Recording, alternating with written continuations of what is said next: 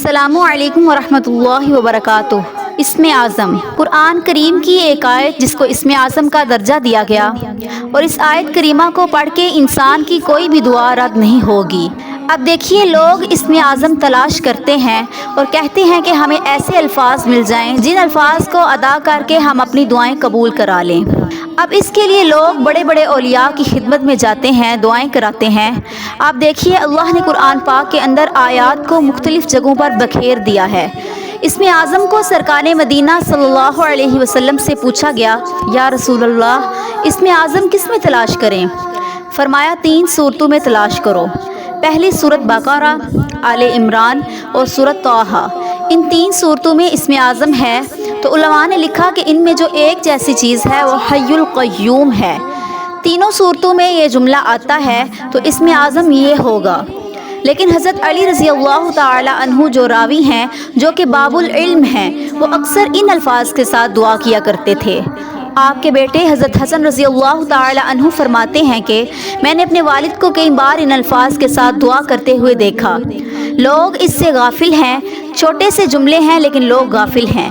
लोगों को आगाही नहीं कि किन अल्फाज के साथ दुआ करें।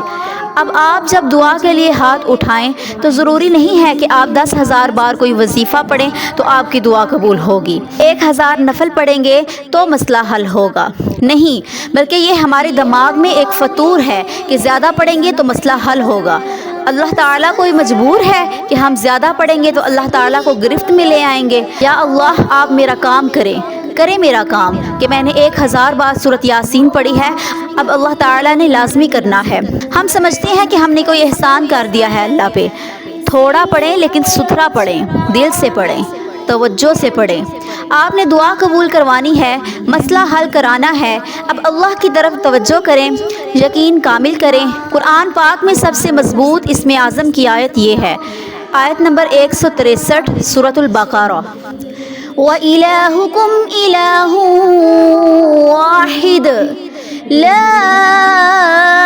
इलाहा इल्ला हुवर रहमानुर रहीम।